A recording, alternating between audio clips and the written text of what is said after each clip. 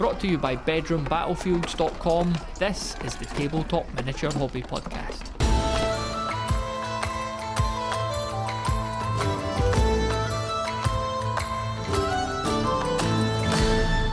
Dan, welcome to the podcast. This is a co-hosted episode, not just between you and I, but between two institutions of the Tabletop Miniature Hobby Podcast, isn't it? Bedroom Battlefields, the kind of big podcast, and then we've got the plucky underdog Paint All the Minis.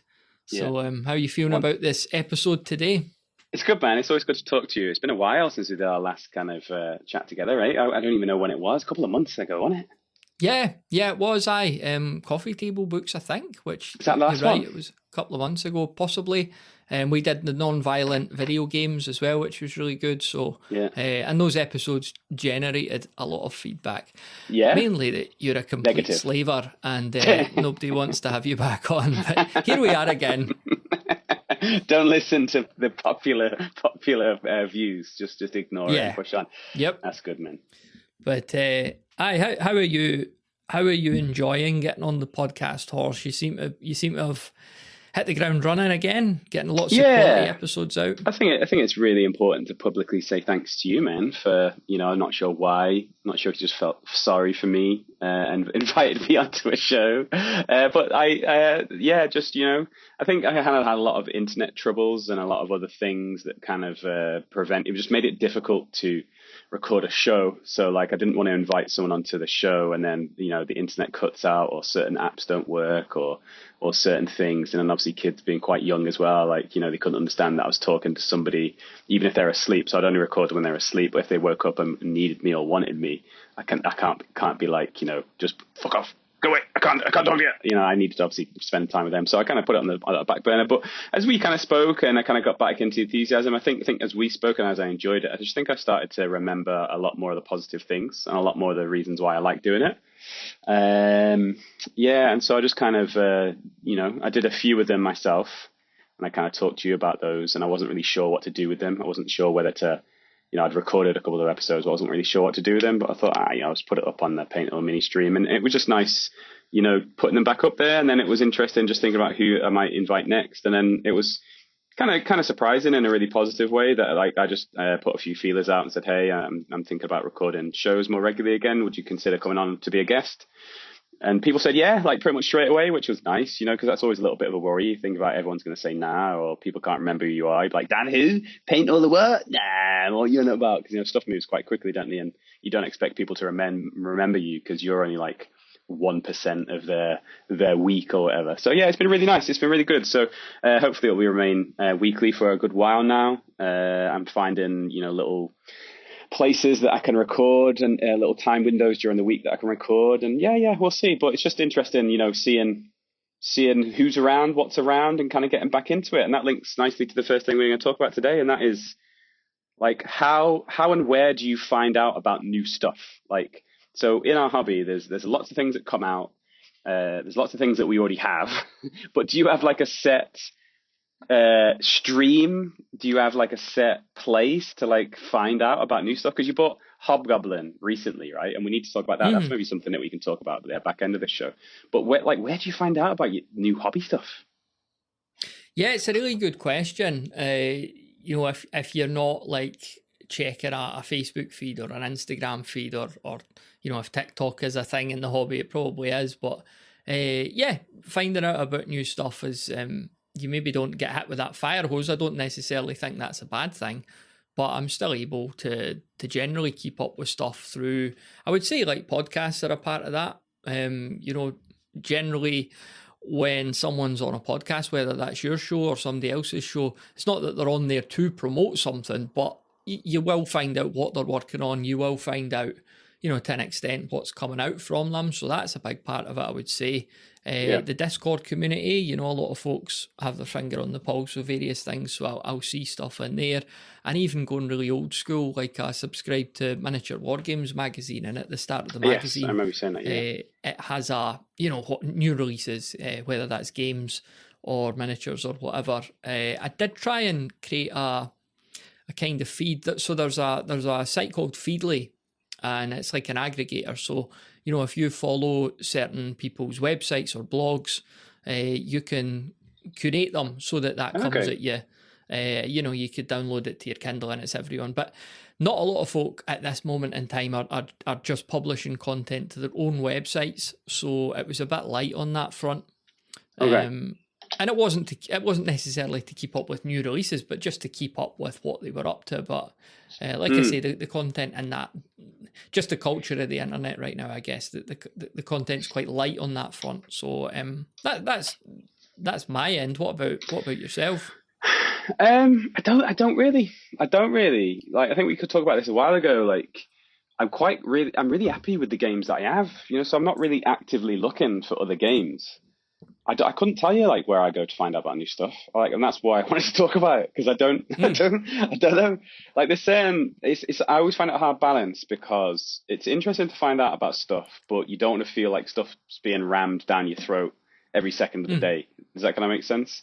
So there are a few websites that you can kind of go to that collate stuff, but just found that a lot of the articles, and I'm purposely not going to mention because I don't want to seem like I'm poo-pooing anyone or anything like that, but there's a certain website you go onto and it just seems like clickbaity, and you actually click on something and it's just like regurgitated stuff from the original website, and it doesn't really add any value to it, and it just literally is the case of like a sales stream. Oh, these minis from this guy. These minis from this guy, and I found that a little bit boring, to be honest, personally. But yeah, I don't know. So what was that website you said? Feedly. Feedly, yeah, as in a feed Feedly. button, LY at the end of it, yeah. Feedly. That's quite a cool one. That's interesting, because I used to enjoy that quite a good blog. Used to enjoy a blog, but I'm not sure many people are blogging these days, especially within the game industry, right? Yeah, I think folks are. At the moment, certainly, I'm not saying it'll be like this forever, but people have kind of moved into more walled off areas to do stuff like that, your mediums, Substacks, etc. So the content is still being created, it's just maybe in a different type of platform. Still accessible, but it's just the way things are at the moment, I guess. But I'm the same. I'm not seeking to find out about new releases, because I don't really need anything else. Like, if something pops up and I notice it and it's cool, I'll think about getting it. But I generally don't. I don't want more stuff in the main. I think word of mouth is always the best thing. You mentioned your Discord group, and I need to give a shout. Not that I'm anybody, but I need to give a shout to your Discord. The Bedroom Battlefields Discord's awesome, man. There's always people that, if you think about people that are genuinely actually doing the hobby, there's like a whole bunch of people that are genuinely actually doing the hobby. There's no like kind of pretense. There's no one kind of just making it seem like they're doing stuff. It just seems like a whole bunch of people that are just genuinely actually doing a hobby and having a really fun time between it. So everyone that's on that group, awesome, and thanks to you to put it together and invite me across, makes it's really good community, really nice community. Yeah, no, I appreciate you. See, I can't take much credit for it apart from literally just starting the thing. It's the really good folks in there that have made it what it is. Special nod to Mark as well. He does a lot in there. Really, really nice guy. And he runs the Royal Orc live events, which are quarterly as well, and they're really good. So, it is a nice space. I think it was it before we started recording? I talked about this. I'm so senile, I can't even remember if this. You were saying before... It's terrible, it's rubbish. You don't like anyone in there. Everyone bullies you. That's what you were saying. So I felt I had to kind of push back a little bit. I know. I was saying it, and yeah, like I say, I must be going senile. I can't remember if I said this in the episode or before we started recording, but I wasn't sure if Discord counted as social media or not, and I don't really see it as such. But no, I don't. That's that. I don't, and I guess that's because of the negative connotations I got with social media now. That I think social media and I think shit. Basically, sorry to swear on your show, but like I just don't. I don't like it how the thing that you're interested is getting utilized and changed into something. Like I started using Blue Sky the other week, probably about 3 or 4 weeks ago, and I just want to look at little painted dudes. Like I don't want to get into hot debate. I don't want to have any deep conversation with people. Like I just want to see people that have painted little plastic people. Right? That's all I want to see. And yet my block list is hundreds deep at this point. And I don't mind if people have got political leanings or ideas. I don't mind that. I don't mind whatever you want to do on your social media. Like that's totally fine. But I just feel like I'm bombarded by a whole bunch of stuff that I just don't want to engage with. And so I love Discord. No advertisements. There's no one kind of like, windmilling a certain part of their anatomy. It's just simple, people that are doing the same sorts of things that you, and it's very directed at the sort of area that you want to be engaged in, and it's just really cool. So there are certain parts of Blue Sky that are good, but yeah, I wouldn't class Discord as social media. And that's just because of the negative connotation that generally I have with social media these days. It's just rubbish. It's just, but you're not on any, all right? Is that right still? You're not on any other social media? Yeah, I mean, I used to use it years ago, and I think even when I started, before the podcast, but when I started the website, I think I had a couple of half-hearted social media accounts for it, but never really did that much with it, and gradually just stopped using it, and I don't regret that. Like you're saying, Discord is very single use, like a community exists around a topic or an interest, whereas a more broad social media platform, the utopian ideas, well, keep up with your hobby, keep up with your sports team, keep up with, politics and news and friends, and that's all nice in theory, but it doesn't work because, everyone's so vehemently opposed to other things, and you put all these people and anything goes conversations together, and it just ends up a complete rammy, and the creators of those apps, they just want you on there at all costs, so they're going it's for someone else's gain, I think, isn't it? They take Blue Sky. I'm still getting used to it, but you take Twitter and Facebook, I don't think it's for my gain, really. I think at best it's a 50-50 kind of thing, and it really winds me up. It's like, well, you better tell us what ads you like, because you're going to get ads anyway. So if you tell us what ads you like, you're going to get ads that you actually like. And it's like, mate, there's no, bye. Really went through. Anyway, we're getting off track, mate. But so yeah, I don't really have a set space that I kind of go and find out about this sort of stuff. I really like Joe McCulloch's blog, and he still continues to do that. I quite like that. Do you like anyone else's blogs? Is there anyone else other blogs, or is there any kind of active rule makers or games makers that you like to kind of follow or keep up with? Yeah, probably not as much as I should or would like to, but there are still I'm saying nobody's blogging, and that's not true. Like if I go into the Feedly, there's a couple of really good bloggers, just independent bloggers, hobby bloggers like myself, especially in the sort of old hammer realm, who are still creating really good stuff. So there are good blogs out there. Carol, who's a member of the Discord, he's got the Chicago Skirmish War Games one, which is really good. So these platforms, these blogs definitely still exist. Carol, they're maybe just not as so that they're maybe just not as plentiful as they probably once were. But yeah, Joe McCulloch's. I keep up with Mike Hutchinson as much as I can, although he does put out a lot of stuff. So I'm always getting emails through like Patreon and that he's released stuff, and I just never get round to. Again, you've got to be quite deliberate with your time. You can't read and consume everything, or you'll just never do anything else. So. That's true, yeah. Yeah, another place that people go to find out about new stuff is like game events. Like Salute is coming up. So we're recording this on the 25th of March. I'm not sure when it's going to be out for both of us. But yeah, have you ever thought about going to like a big show like Salute or something? You ever thought about that? No, I think it's just because it's not true to say they happen outside of Scotland, but a lot of them are in England. I know you get some of them up here. I'm sure there's one in Falkirk, which is pretty popular. I did go to Tabletop Scotland a few years running, although that's more about, as much as there were miniature games and stuff, it was more about board games broadly. Just literal tables, tablecloths. So I don't mind events.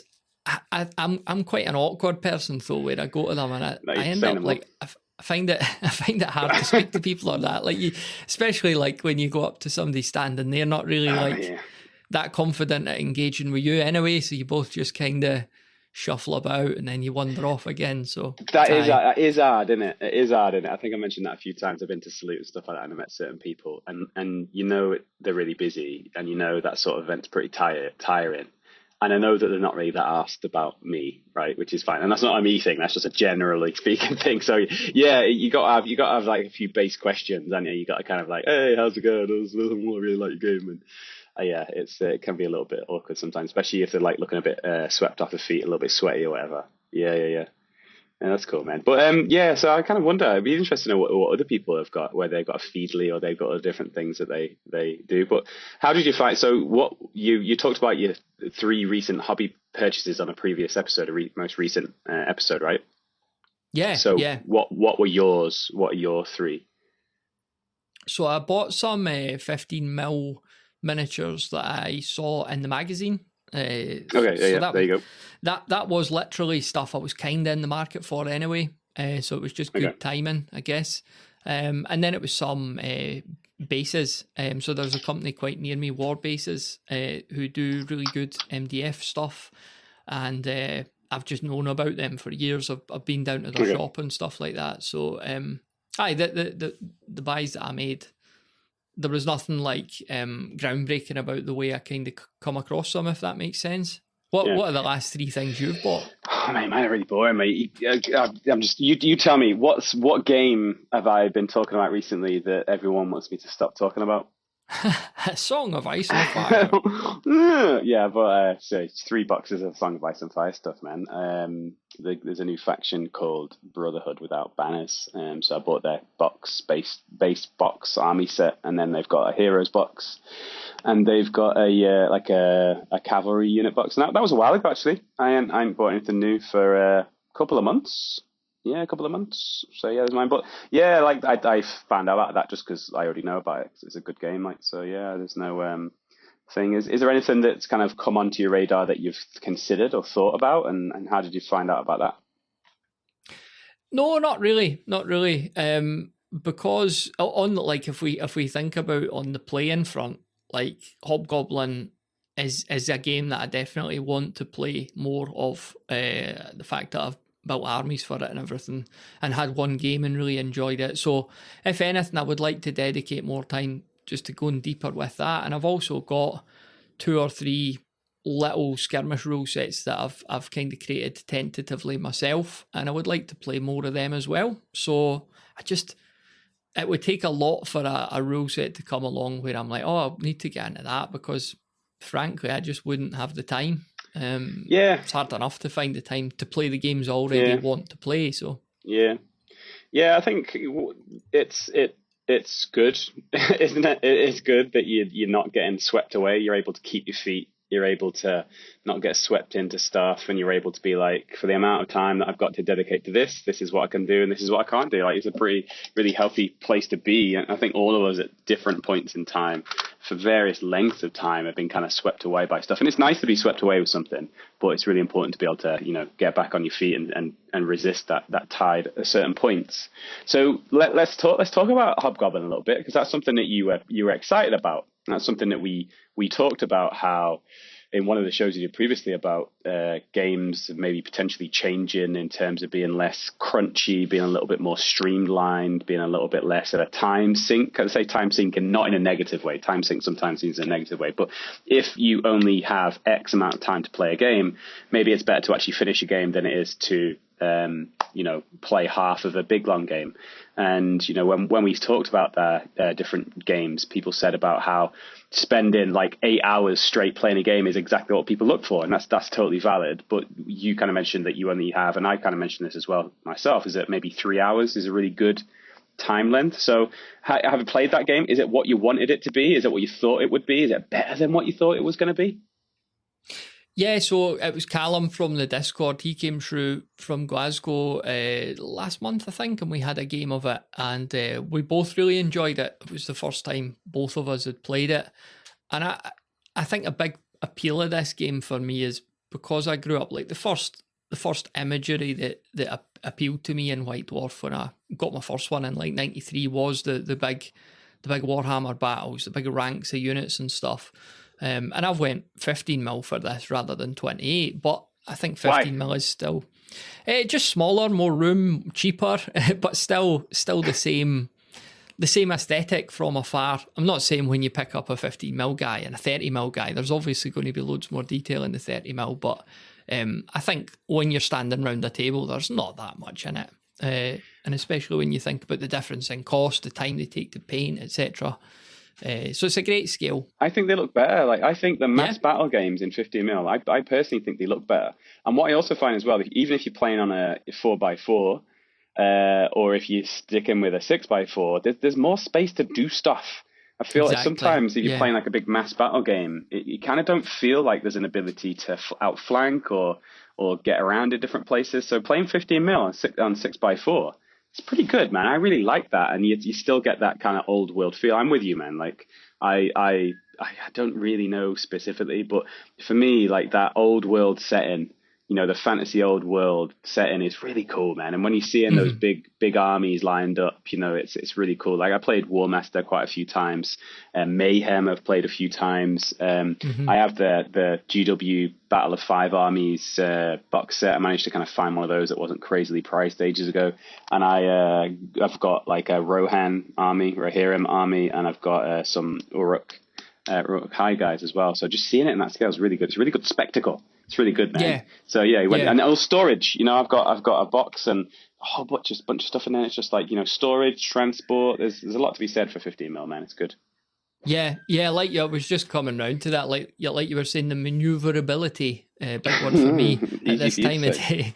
But hi, exactly what you said. Like if you're parking a big row of 28mm troops over your table, the chances are you'll just really be moving forward together. There's no real room to flank or stuff. Whereas we found with this game on a 4x4, you could take your horses away for a walk up the back and that, and turn round and flank and all sorts. So what was the part as a Hobgoblin that you really appreciated and what really stuck with you as being positive? I think I was pretty bought into it before I'd even played it, because it could have been rubbish, and then you're just like, I'm gonna like it anyway. Yeah, probably because I listened to so much of Mike Hutchinson talking about games design. Like you know he really knows what he's talking about. He explains himself very well. I just like his gaming ethos, and as much as the old Warhammer games, they mean dearly to a lot of folks. A lot of folks still play them and love them. 30 odd years later, of course, we're going to have more elegant rule sets because people have learned a lot in that time. So, I don't know though. There's no guarantee that with time comes improvement, right? Does that kind of make sense? It's not guaranteed. I kind of thought that as a kid. I thought that everything's just going to get progressively better. Everything is going to get progressively higher quality, but it's not always true. So I think that the fact that you say you got more elegant rules, I think you got more stuff to pull from, for sure. You got more frames of references, but there's no guarantee that if something comes out today, it's going to be better than what something was 30 years ago, right? No, it's not a foregone conclusion. But you can definitely got some good stepping stones and background. So what have you liked about? Do you feel like that kind of historical? When I say historical, I don't mean like Napoleonic era. Do you think that historical rule set stuff and the kind of the picture and the movie reel of what the game should be has been built on by some different rule principles? Would you say that would be true? I don't know. I think, like, again, listening to Mike, and I'm just paraphrasing him when we could probably just hear him talking about it himself, but like it seemed to be that he wanted to recreate that White Dwarf battle report, Warhammer battle report, but he wanted to create an experience where it could be done in a much shorter time frame and take a lot of the crunch out without losing the flavour. So I thought he pulled it off. Like, I played it, and we didn't find ourselves in the book a lot. There was the odd table to refer to when you're trying to hit somebody or that, but it started to flow really well. And a good sign of a game, I've mentioned this a few times now in the show, is you finish playing it and you go for a roll and a cup of tea and that, and your next thought is, I'd really like to just play that again, which cool. is a great sign. So I got that with Hobgoblin, and Julie didn't play it again and haven't played it again since, but I've no friends, like you say, so there is a solo mode. I'll need to give that a bash. That's cool, man. That's really good. So it's really good when you're excited about a rule set and then you get it and then it lives up to your expectation. That's really cool, man. That was it. Like the first game, and I'm not just saying this because I got beat, but the first game is about kind of learning how it works. And I think the second game onwards, it would be more about, okay, how can I actually really try and win this time? It takes ages. It takes ages. I mean, I play a Song of Ice and Fire every week, and I still don't feel like I'm. You still get beat every week. Last time we spoke, you were getting a bit upset because the guy started trying. The guy you were playing, he started trying. I managed to upset. Yeah, I had no right to. That's really important to note that I had no right to. But it's like I was just like, whatever I've got painted that week, I'll take. So I'm not really thinking about list building too much, but he was really thinking about list building. And I think actually he was like going online and figuring out like what units have got, the best kind of points cost to kind of output value sort of thing, which is fine. Like, I ain't got a problem with that. But I was just behind because it was like, I was just bringing like, oh, that guy looks kind of cool. I'll make him my commander. Where obviously, if you're looking to actually have a competitive game, that's probably not the best practice. So yeah, I had to put it in. I had to kind of start thinking about lists. I had to start thinking about synergy. But then I think he got a little bit grumpy then, because then I was like, I actually started doing pretty well. I started building lists with a certain synergy in mind. So yeah, in A Song of Ice and Fire, there's so many interesting aspects, Matthew. let me tell you about some interesting aspects. No, but one of the things is condition tokens. So what you can do is there's various different ways that you can put a condition token on your opponent. So you can make them reroll their attacks, which is weakened. You can make them reroll the armor saves, which is vulnerable, and you can make them reroll their morale tests, which is panicked. So I created a list which was just intentionally just to dish out tokens, and he got a little bit grumpy because he was like, "You condition tokens, it's bullshit." All this condition tokens. I was like, "Mate," you made this situation yourself, man. If you weren't building these really strong lists, then I would have continued just to potter around with whoever looked kind of cool. So you made this storm to come down on your head. But yeah, so I've started to kind of synergize with certain things and try and pick a commander and say, okay, this commander kind of is built to kind of do these kinds of things, and then picking units and picking NCUs, which are the non-combat units on the side, which are kind of like going to emphasize and amplify the intent of the commander. So that's kind of cool. I really like it, and I still continue to resist looking on the internet, man. I don't remember. Did you play video games as a kid? Did you play computer games as a kid? I dabbled now and then, but never too serious. Yeah, sometimes I remember like back in the day, it was like Resident Evil 2. This is probably like 1997, 1998 kind of time. I remember that like Resident Evil 2 came out as his PS1 era, and like Final Fantasy 7 came out. And I remember like, struggling through that game, and then my mate was like, "Whoa, you want to get the guidebook?" I'm like, "Guidebook? What are you on about, guidebook?" Oh, you get this guidebook, and it tells you where to get all the good bits. It tells you where to get all the good things. And I was like, I went to the shop and didn't buy it. I just kind of thumbed through it for about 10 minutes. And I kind of came away from it thinking, it's pretty sad, man, in my opinion. Like, the whole point of the game is that you're trying to think about it yourself. You're trying to master it yourself. You're trying to, pass it yourself. And yeah, you might not 100% it. You might not get everything right. But, you're creating a unique experience that only exists for you. And it's kind of like I find that with list building. So I don't really like when I paint units, I purposely don't want to know the stats of the unit. I don't want to know if the unit's very good, because if I know the unit is pretty shit, so I'm swearing a lot on your podcast. Is that okay? Shocking. Absolutely shocking. Sorry, man. I'm just pushing it. So when you edit it, I can see all the stuff that you've edited out to make it politically correct. Anyway, yeah. I don't want to know if the unit's good or bad before I paint it, because if I know the unit's bad or think the unit's bad, I'm not going to paint it as well. Not that I paint well anyway, but you get the idea. So it's like I pick a unit, I paint it, and then I play with it. And then if it does its job, if it kind of serves a purpose, if it kind of think it's got good kind of like, cost to kind of output, then I'll kind of keep it in the rotation for a little bit. So I'm really enjoying that. That's really cool. I'm just basking on the Song of Ice and Fire. Like it's really, really good. Like it's one of that it is now the best game I've ever played. It's the best game I've ever played, man. It's just so good.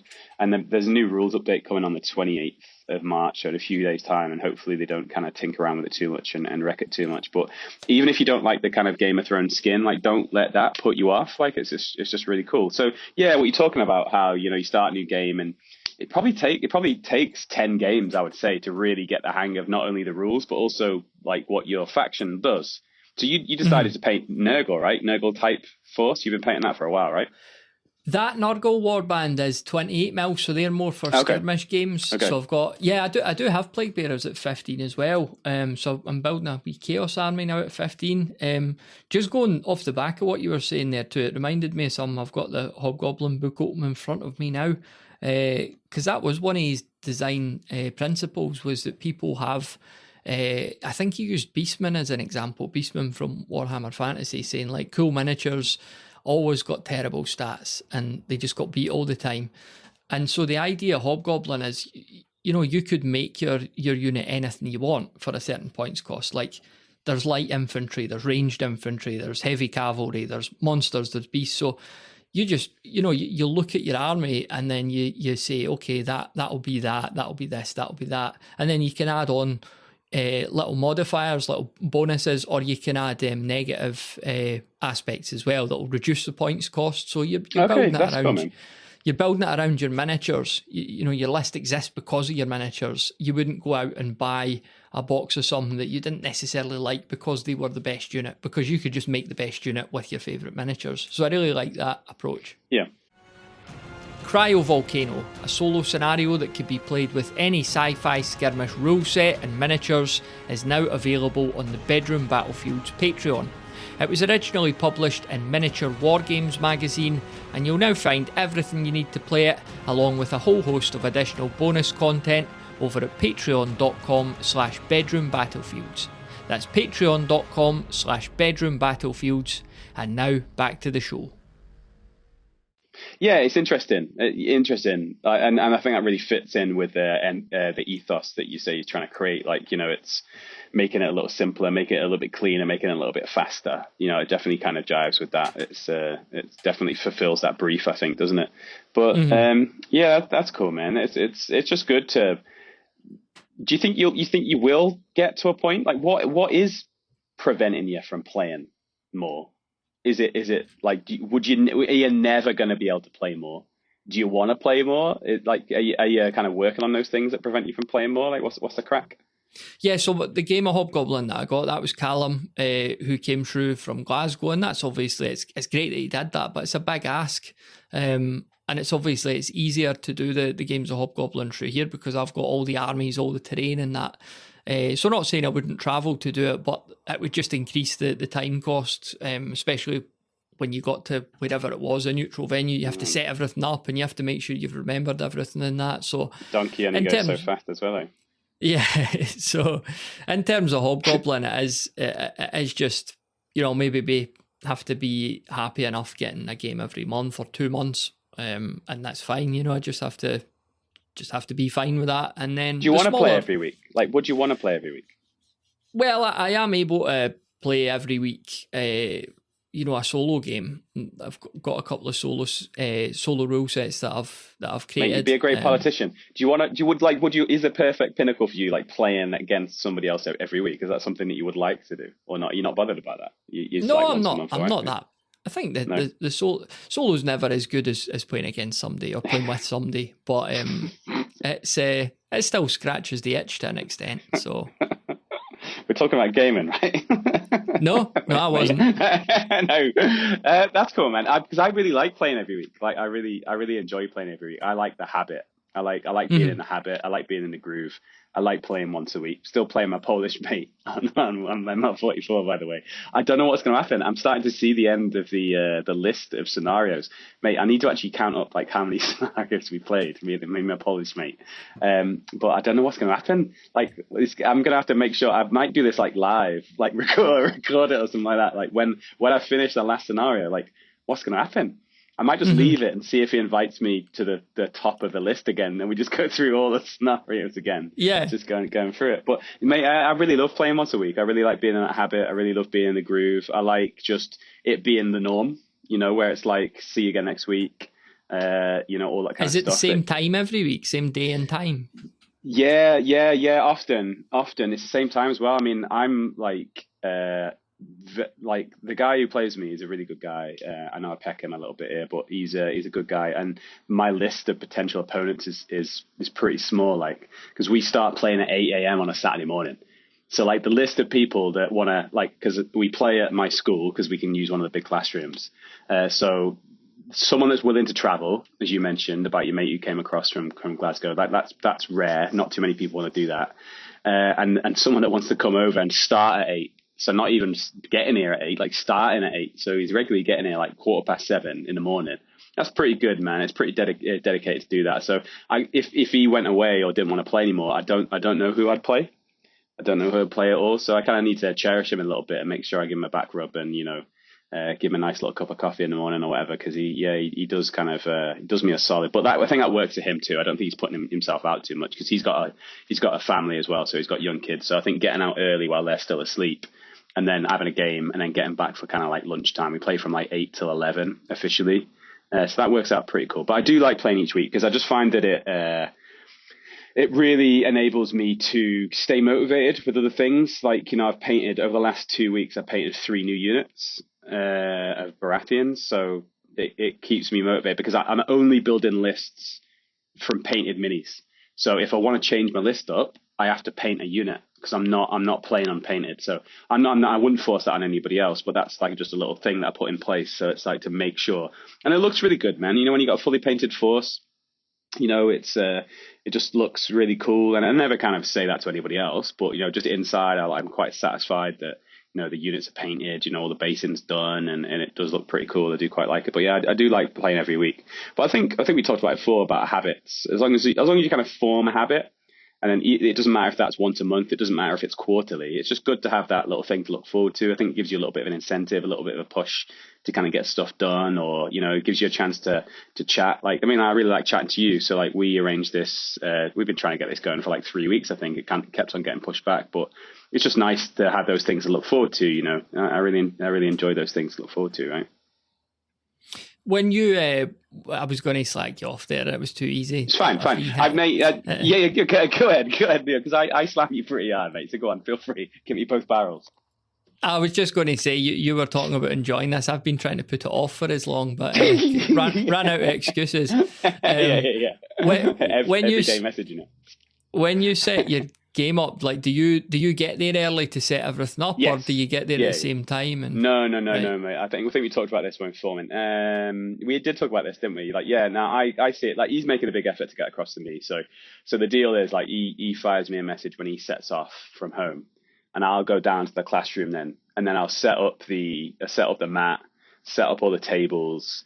I'll get everything out, get the train out, all that kind of stuff. And then so when it's set my army up, so then as soon as he comes, we've just got a little bit of light chit chat while he's getting his army out. And then as soon as he's got his army out, we'll talk about I'll either agree the mission beforehand, or we'll speak about the mission, what mission he fancies. And if we agree the mission beforehand, I'll set up the objectives and stuff like that and do it. Yeah, because I think you got to be a nice host, don't you? If you're going to invite someone around to your house, you got to treat them nice, don't you? So it's important to me to do that. Like, but he's loving it. He's loving it as well. Like, so I think he plays the free folk. So like, he quite likes the free folk. They've got all sorts of little beasties and stuff like that. So he quite likes it. And he's just buying up everything. So he's like in this. I think he bought up a whole bunch of GW stuff, and is realized that like other games exist. So he's realized that other games exist, and he's sold a whole bunch of GW stuff. I think he had like 3 armies for Age of Sigmar, and he had a couple of armies for 40k. So he's like sold like the majority of that stuff off. So he's like he's going crazy now. He's like, I'm gonna buy this faction, I'm gonna buy this faction. So I think he's got like 4 or 5 different armies now for a Song of Ice and Fire, because they're not that big. You're only playing with about probably 7 or 8 activations split between like NCUs, which is just like 1 miniature on the side, and then units of 12. If it's cavalry, it's unit of 4. So I bought some Greyjoys recently, so it's only about 12 units, so they're not very big. The force is not very big, so he's like loving it because it's like it's cheap. It's like cheaper. It's cheaper than GW. Amazing. It take up much less space. I was like, yeah, mate, just calm down. Like, and we were talking the other day, and I was like, mate, there's 52 weeks in a year. Like, we probably play about 35 games a year, probably. With like losing holidays and sick days or whatever. So it's like we probably play 35 games a year. So how many factions do you really need to play 35 games? It's like, if you say you've got 2 factions, that's still, it's like just over 15 games a year. Like, that 15 games, you probably really just get to know your faction. You really get to know your force. And so do you really need like 5? But I think he's just like, because to him, it's like, well, I'm not spending any money because I've sold these GW. Because the one thing that's great about GW is it always holds its value. Like, I hear it does anyway. So if you're selling GW, like, it goes fast, and you're getting probably like 80% retail at least, right? I'm not sure do you know what the secondhand market's like, Ranju? I guess you won't. Do you ever dip into the secondhand market? Nah, not at all. No. Yeah, so the secondhand market for GW, you're probably getting like 80% of your money back, and if you bought something that's discounted anyway, you can sometimes flip some stuff. Like if you get a good deal buying second hand, and then you can probably sell it for a little bit more depending on stuff like new releases or whatever. But yeah, so he's kind of doesn't see it as he's spending his own money because he's like sold off all this stuff. So he's like kind of just getting involved in like everything. Like every time I see him, he's like, yeah, bought a new faction dinner. And it's like, mate, calm down, like chill out. Like you don't need it. Oh, just put it away. But is it's he quite cool. a prolific painter? No, not really. But that's okay. You know, everyone's different, right? But no, he's not really rocking the paint on it. But it's good to see him excited. You know, it's good to see him excited. It's good to see him because he talks about his lists and he talks about like stuff like that because, you know, it's interesting to see him kind of like finding his own way with his faction in the same way that I am. You know, I'm finding my way in my faction, know what units are good value proposition, which ones aren't, that kind of stuff. It's good. It's a nice little, like, you know, when you surf it, I call it surfing the wave. It's like both of us are surfing the wave of the game and hopefully it continues for a while. But yeah, it's pretty good, man. It's pretty good. Yeah. So what else we got? So yeah, I don't know. But the thing is, talking about how I find out about stuff, like I don't know if I'm doing it wrong, but I ain't got any idea what the release schedule is for like a Song of Ice and Fire. Like no idea. I ain't got any idea. Like I don't know what they're releasing like each month to the next, and I don't know if I'm just missing it or whether there just isn't a roadmap. I'm pretty sure there will be one somewhere, like, you know, coffee stained, coffee ring, like A4 sheet of paper on someone's desk. But I don't know what's coming out. Like they released that Brotherhood Without Banners, and that's like a mini faction. So that's like, you know, a core box with a few different things. But I couldn't tell you. You can't really plan ahead. So like, go back to flipping back to you and Hobgoblin. So what you said, you're building a Chaos Army. So what have you been using what did you use for your first game? Because you said you got two, right? Because you said your mate ain't got anything. Yeah, I already had built two armies, so it was quite a unique situation where I'd started building these armies before I even really knew about Hobgoblin. A stroke of luck, I guess. Well, no, that's the good thing, but it's not though, is it? Because you know, we talked about this before about gaming a genre and not a specific rule set. Yeah. So if you know 15 mil fantasy armies, there's probably 15 different rule sets that are pretty good that you can pick up and play. So you're playing a genre, which is really cool. So, and then you just saw a rule set that you could then slot into it. So what are the ones you've been playing? Mayhem, like you mentioned, played that a few times, liked it. It's good. It's good that, innit? Yeah, it's good that, innit? Well, I wouldn't even say complicated, just different. There was a lot of stuff that did things differently, which it took a wee bit of getting used to, but I liked it. Kings of War as well was one that I played a few times a few years ago. It's been a while since I played it, but I knew there was games that I could use the two armies, and I just wanted the aesthetic of having them both. So kind of human-based army and a Orc and Goblin army, and now I've got this Chaos one, so it's 3 of them in total. Have you ever cost played a lot. Yeah, have you ever played Warmaster? Yeah, thought about Warmaster? No, never. I've heard a lot about it, but never played it. No, did you like it? Yeah, it's decent. I love Warmaster. Yeah, it's really cool. Did you ever play Blood Bowl? Yeah, but not since like 1995. So yeah, so you know, in Blood Bowl, like you know, you activate different individual guys, and if they fail, that's the end of your turn, right?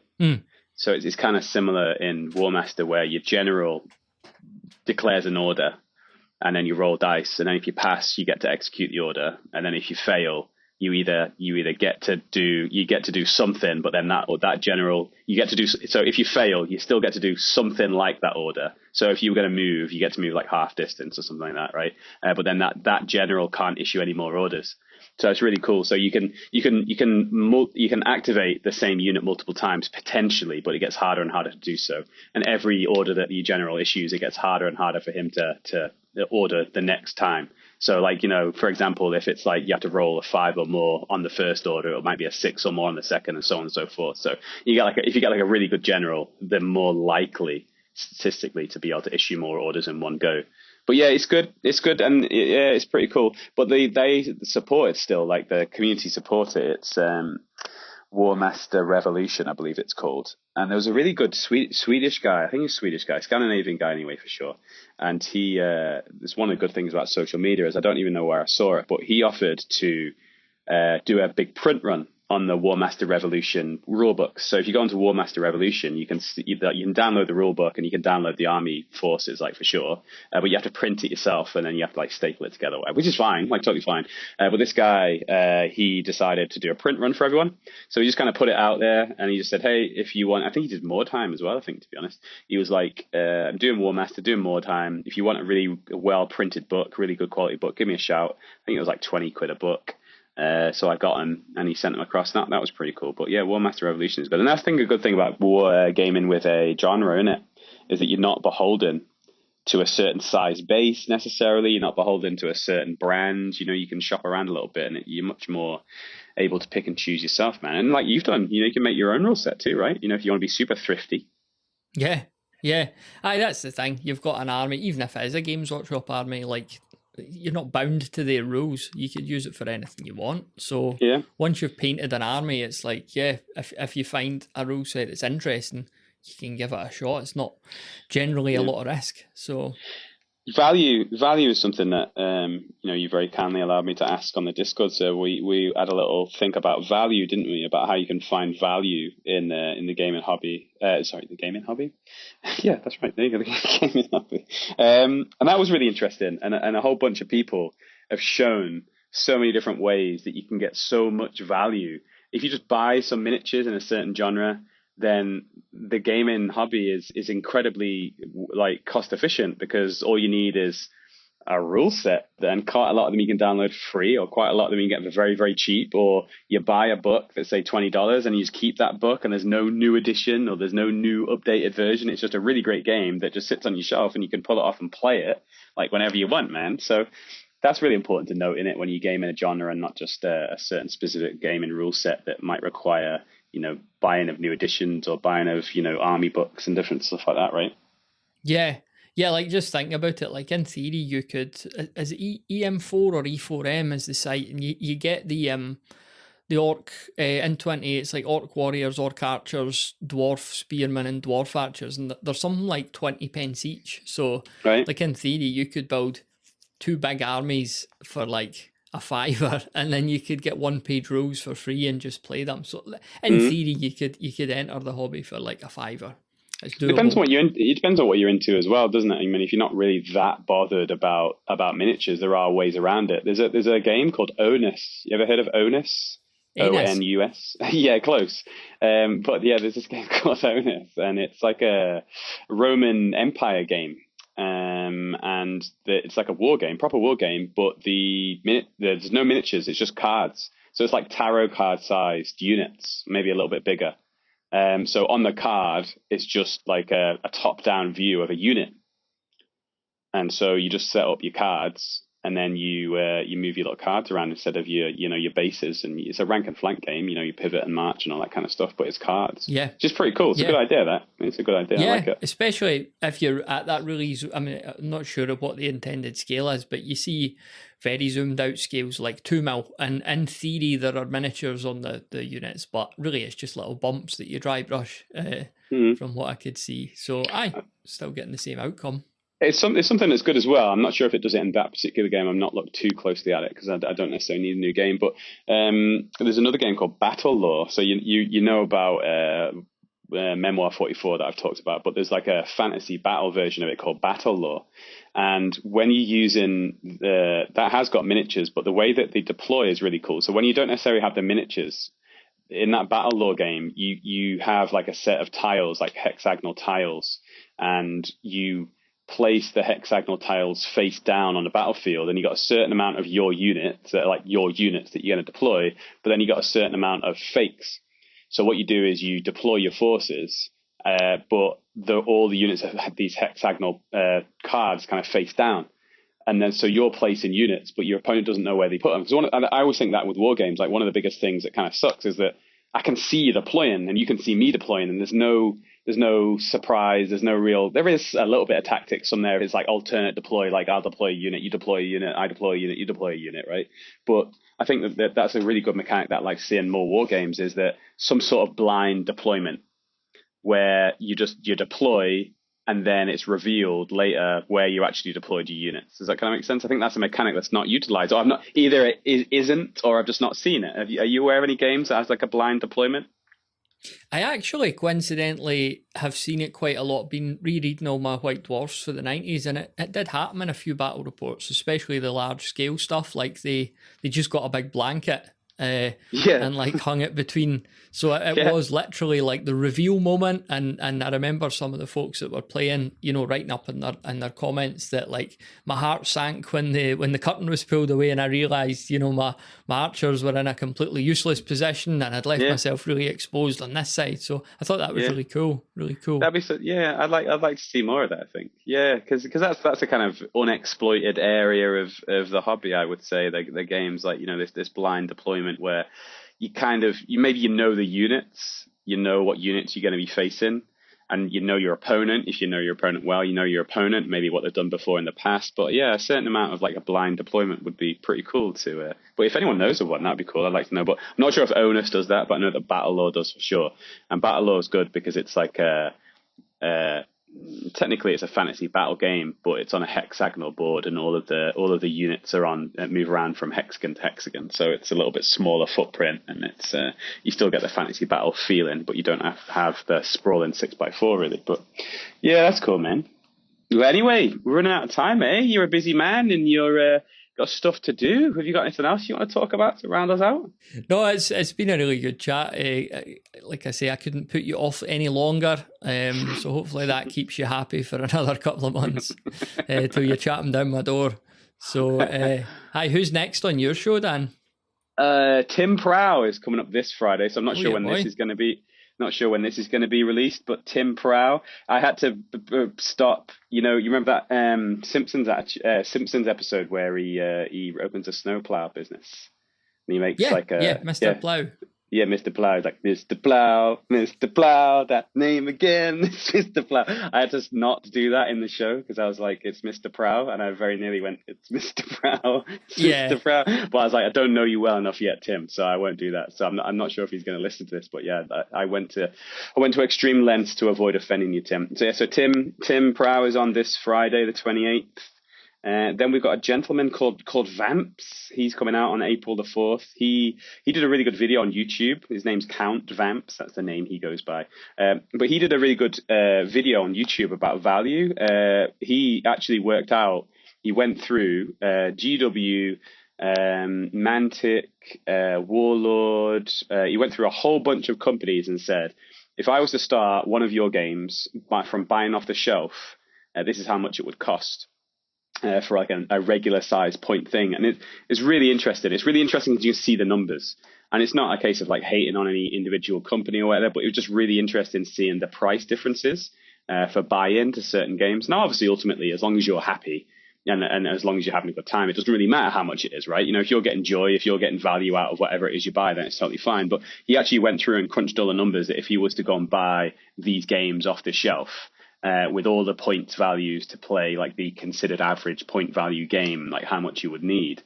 Now, it's a really good video. So he's on April the 4th, and then April 11th I speak to Mike Tuniez of Firelock Games. We kind of talk about some things that they've been doing. So you probably know them from Blood and Plunder, which is like a kind of pirate era skirmish game, but what they've also done is they've put together a load of really great games which are not the same rule set but similar types of rules from Blood and Plunder, but slightly different based on different genres now. So they've got Blood and Valor, which is like a World War One kind of skirmish game.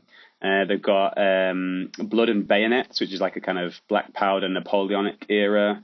They've got loads of other different types of games in different genres, and they're mostly mini agnostic as well. So they do produce some miniatures for certain games, but they also do. You don't have to have miniatures from them. So there's like a 100 Years War type one. I can't remember what that one is.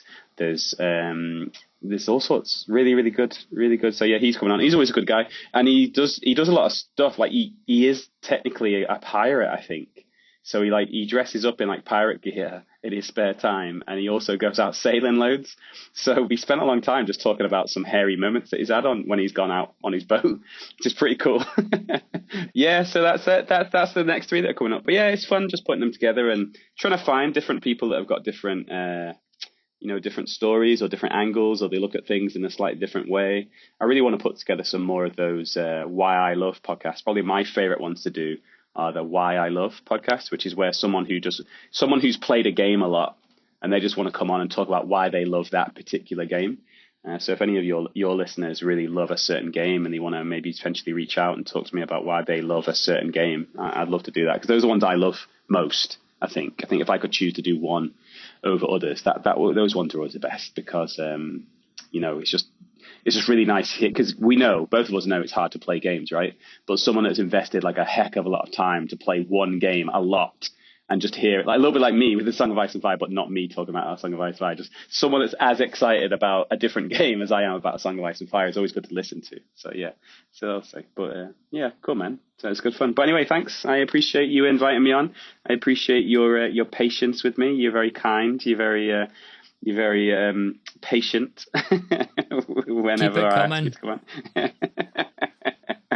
But anyway, so yeah, what you do this weekend? Anyway, let's finish up on this weekend. So we're talking on Tuesday. Talking on Tuesday, what you got coming up this weekend?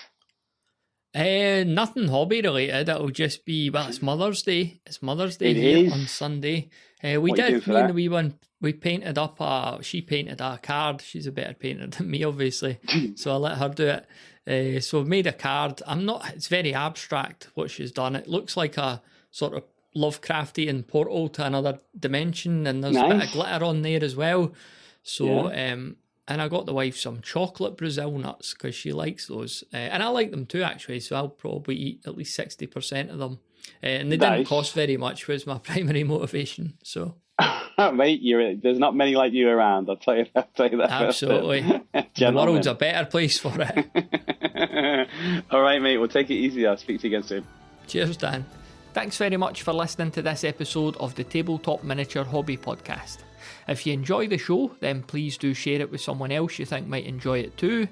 And be sure to check out our Discord community of like-minded hobbyists, which you could find at bedroombattlefields.com/Discord. It'd be great to see you in there.